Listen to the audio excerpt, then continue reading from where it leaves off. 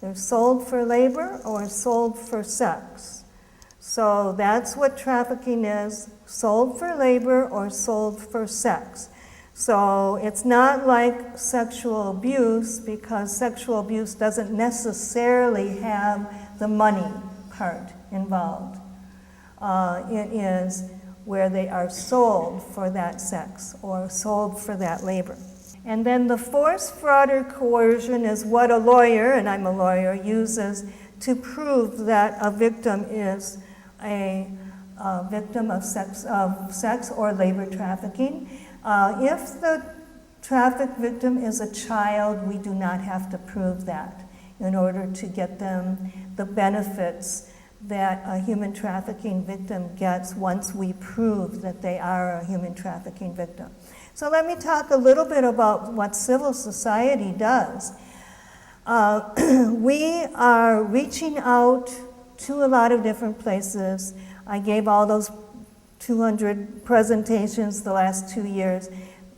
Many nursing students, doctors, health partners, the University of Minnesota, social workers, all the schools, high schools, a lot of high schools, a lot of colleges, groups like yours who are very interested in it, and lawyers as well who see it. So that is getting the word out about this so that we can do something, right? So now, the basic thing that I think all of us can do, there's going to be a lot of people in really good positions to see human trafficking victims, like kids in school, nurses. They actually see and they can figure out when someone is trafficked. And I'll give you some hints later on. But what can we all do? We can all understand and be sensitive and be a person of trust. Be a person of trust, because a human trafficking victim does not seek help unless there is a person of trust that they go to. They may ask a question. They may just need a hand to hold. I mean, it sounds funky, but it is true. There's no person that comes forward to us unless there's a person of trust that brings them to us. So we have the crisis line, and very, very rarely does an actual victim call us. It's like for them, they're isolated, they don't know the language, they don't know the culture, they don't know that we have 150 shelters in the state of Minnesota, places they could go and be safe. They don't know it. And so for them, it's like jumping out of the fire, out of the pan into the fire, because they have no idea about laws, protections, what's going to happen. And the traffickers have been making sure that they're very worried. Another development that is very, very serious is that there is now a book out called Pimp's Manual. It was available through the internet. They have taken it off of some of the sites now, thank goodness. But it's written by a pimp who's in prison. And he's a very accomplished criminal. And he tells them exactly what to do. And so this is one of the reasons for our children, all of our children. There's vulnerabilities in all of our children, different vulnerabilities. For the rich, where there's too much internet access, maybe not enough parental guidance. For the poor, because of the poverty of their situation, for the people that don't speak English, for the naive, for the isolated, for the people that think they know it all. Our kids all have vulnerabilities, different vulnerabilities. And so we have to realize that, and we have to be aware that all of us can make a difference by being someone that is knowledgeable and accessible to other people, a person that keeps trust and only does what is best for a friend or someone that seeks help.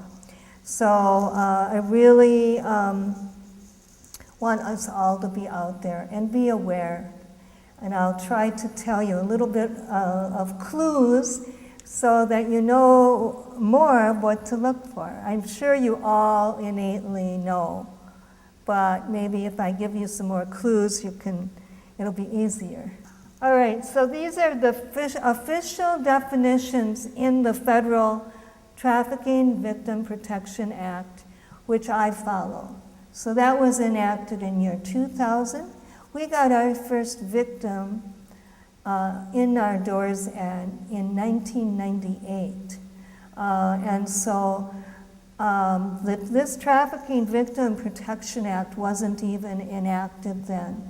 But these are the formal definitions that we follow, and you can, we want everyone to have this PowerPoint if it can be of any help to them. But you don't need to memorize these definitions. We use the Trafficking Victim Protection Act to help our victims. It gives us, it is improved every year. Traffickers are getting more and more tricky and learning more and more ways, especially from this Pimp's Manual. The motto of the Pimp's Manual is, give me a 15-year-old girl. I'll promise her heaven and she'll follow me to hell. That's the motto. And then they are instructed exactly how to do it. And it's just amazing now when I read, or if I know, if one of the victims comes in, it's amazing how the traffickers are following what the Pimp's Manual says.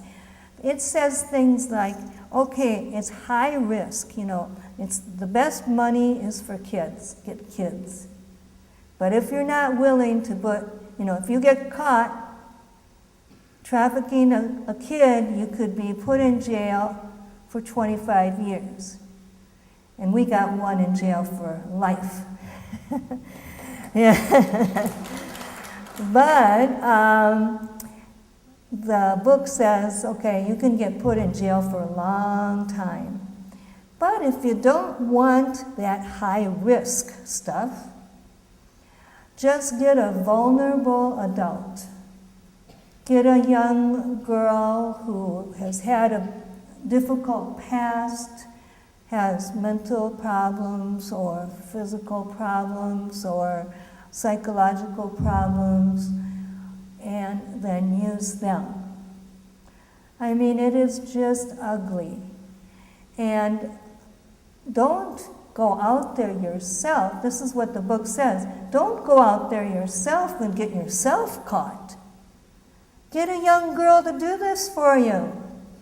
That's what they're for. Get a young girl to go solicit these younger girls. And then if somebody gets caught, you can blame it on the girl, the older girl. So this is in writing. This is what they follow, step by step. You don't even have to be that smart anymore. So that the bust that just happened in St. Paul, I am very, very proud to say that that girl, that 15-year-old girl that called the police, was educated by us. And she got into a bad situation, and she looked around, she recognized that girls were being trafficked, and she called the police from that apartment. Now, they didn't believe her. So then she went home. She escaped. They did help her escape, so that was good, but they didn't follow up just because kids, you know, people don't listen to kids sometimes. That's one thing you can change. Listen to kids, because sometimes they'll tell. So this girl went back to her grandmother, and her grandmother pursued that with the police, and finally with our prosecutor for Ramsey County, John Choi, county attorney, and he got it going, got that investigation going. So our 15-year-old kid who is vulnerable, special vulnerability, she learned, and she called the police, and now there's 10 girls, vulnerable adult and children, who are rescued because of that. And 5 traffickers arrested and being prosecuted. So, you know, we can make a big difference. The one that we got put in prison for life, that was a 15-year-old girl too. And that was in the federal system, so the federal system works much better than our state system. And since that guy had crimes all over the country, but our kid was the only child that he had trafficked. So the prosecutors sent him all over the country to plead guilty, and they never let him out of jail at all. He had 10 aliases, and 7 states he needed to plead guilty to crimes in. And then he came back to Minnesota. The way it works is, you know, you get a sentence like this the first time, and the second time it's like this, the third time it's like this. And then if you pile a child sentence on top of that, it goes up to the ceiling. So that's how we got him into jail for prison for life. So again, here we have the force, fraud, and coercion. Force is beatings, throwing hot oil, that's a force, tying up. Fraud is like convincing someone there's a great job. I'll tell you another story of a girl we got recently. She was in Guatemala, El Salvador, and she was told, we will have you go to the United States to work in an ambassador's house. And she said, great. You know, an ambassador, pretty big shot, and it would be in Florida, beautiful, warm Florida. So she says, great, and the traffickers bought her a visa. Traffickers have money, and they spend that money to get kids here to the United States on visas. They pay for an attorney, they pay the fees, they pay the visa fees, they pay for the transportation, because the victims, if they're a child, can be sold for $400,000 a year. So they're businessmen and women, and they brought this girl on a legal visa. It said, you will be a domestic servant in an ambassador's home. There's a zillion different visas, all kinds of visas. So she had a total right to believe that she was going to be a domestic servant in an ambassador's home in Florida.